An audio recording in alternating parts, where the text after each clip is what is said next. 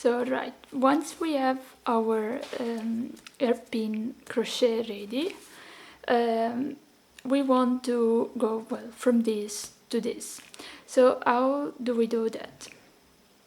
Now I'm gonna show you. So for this one I made the center of my work in one contrasting color compared to the flower.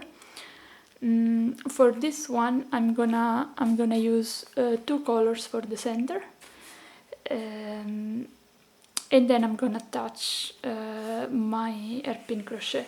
So let's see how we start. I'm not sure if I'm gonna use green or yellow inside. Let's start with green, and we start with a magic loop. So we crochet 6 single crochet inside of the magic loop. All right.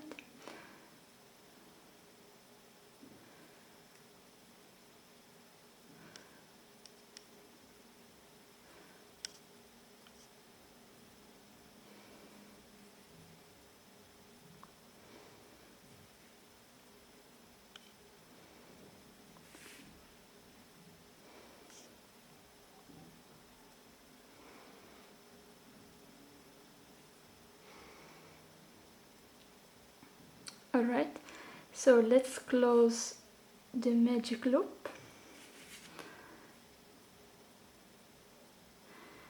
So actually, you know what, I'm gonna close the last stitch with my new yarn so that it forms a nice closing.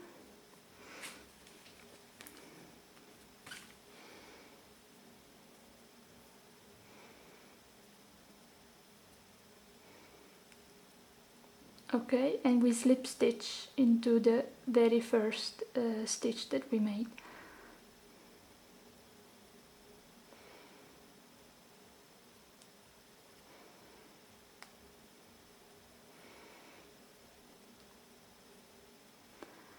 Secure the magic circle,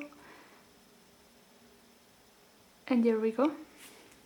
So once we have our magic loop ready with 6 single crochets inside, what we're going to do is like to make one increase in each one of these stitches, always using single crochets. But at the same time we are going to incorporate the loops of our hairpin crochet. So to do that, so let's start first of all with chaining 1. And then we make one single crochet into the very first stitch of our magic loop. So now we are ready to incorporate the first petal of the flower. To incorporate it, we can start with the loops at either end, but I prefer starting with the beginning of my work for some reason. So now one little tip to avoid having a very clear joining between the beginning and the end. So here you see in this one the joining is here. I try to make it kind of hidden, and to do that, well, I tried several things. But what I found works best is to join some of the loops that are at the beginning and some that are at the end together. So since we're going to divide these 60 loops in groups of 5, I'm not going to start incorporating exactly from the very first loop that I have here, but I'm going to skip, let's say, 2. So the first 2 loops are going to be joined together with other 3 loops that are at the end. This way it's less clear where the joining is, otherwise it would be really evident. So now what I'm gonna do is to insert my hook inside 5 of these loops, making sure that they're all in the same direction. You see, so they all have the same kind of twist. So, and we grab one more, I know this one is not twisted correct, so alright, here we go. So now we have 5 here. Let's repeat this. Like, I left 2 loops out because I'm gonna join them at the end together with 3 loops later. So now we have 1, 2, 3, 4, 5.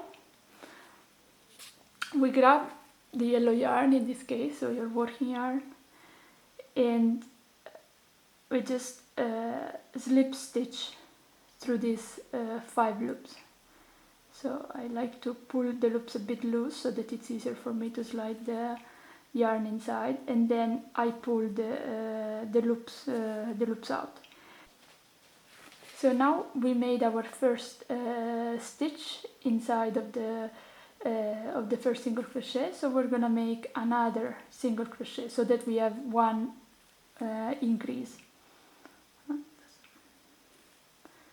So we go on, we make 1 single crochet, and we repeat the incorporation of our loops like I just showed you. So I'm gonna insert my hook into 5 of these loops, 3, making sure that they all have the same twist, 4 and 5, and we slip stitch through the 5 loops. Okay, we tighten it, and then we slide the loops out. Well, we can also do that later, but it's just easier to work if you just pull them away. So now we're gonna go to the next stitch, and we're gonna crochet another single crochet, and then we slip stitch again inside 5 loops.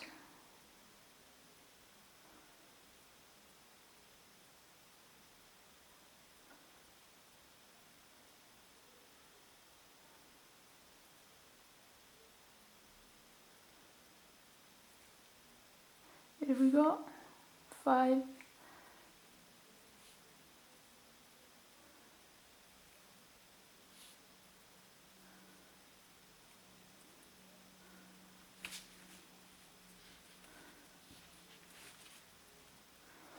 and we make the second single crochet for our increase in the same stitch,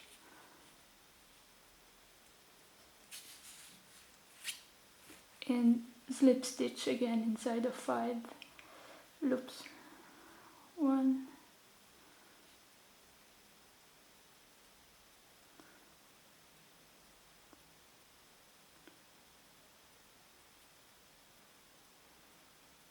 5. Alright, it's a bit messy. So we continue like this until the end. So we'll meet for the last joining, where we're gonna join 2 plus 3. So I already crocheted my last single crochet in the magic loop, and now I have 3 loops remaining on this side, and I have the 2 loops that I had left at the beginning. So what I like to do is to bring the working yarn to the back, insert my hook inside of these loops,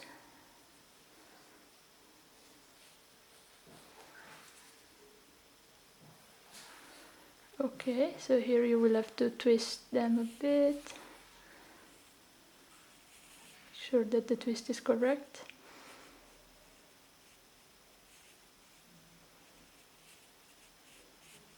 Okay, so now at this point we grab from here, so the working yarn, you have to fish it from the back of the work, and now you can slip stitch it. So just also pull it in case it's...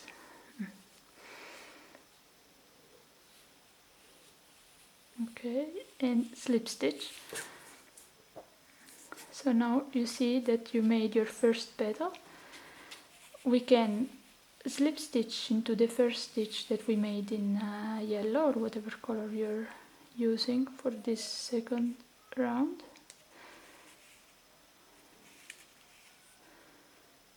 Okay, oh.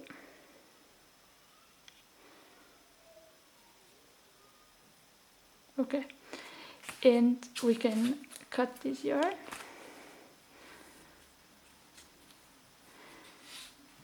And fasten off. At this point we're ready to close the hairpin crochet. So let's move the tails so that they're less confusing. We can remove our stitch marker, pull the yarn, and slip stitch inside of the first on the first stitch that you have here. Something like this.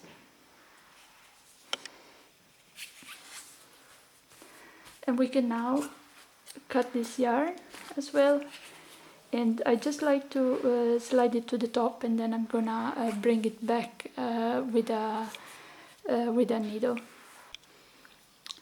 To make it easier for everyone, I just waved in all my ends, and so we don't have yarn going around.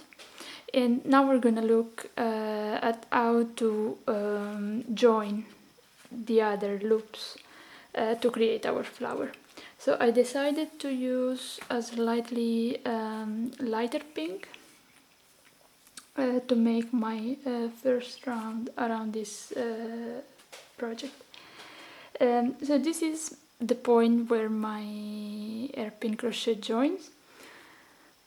So as for the bottom loops, also for the top ones, I'm gonna join one of the last ones together with the first ones.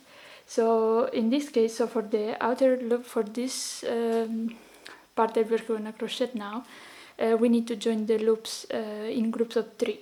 So I'm gonna grab one loop from the last from the bottom, and 2 loops from the beginning, making sure, let's make sure that they have the same twist. I always have to double check. Okay, so once we have them, we join our new yarn.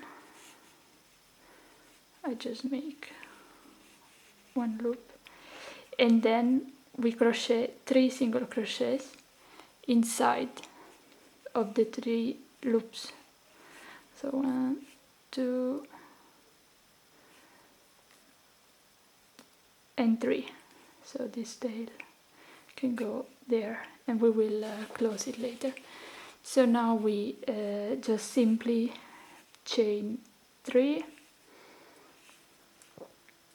and then we single crochet 3 inside of the next 3 loops.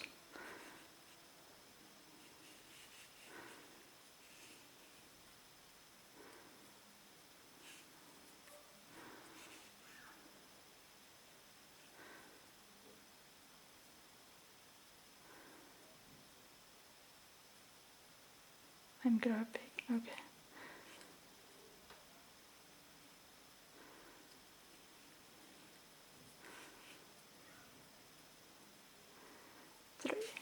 And then again 3 chains and 3 stitches inside of 3 loops, and we continue like this all around.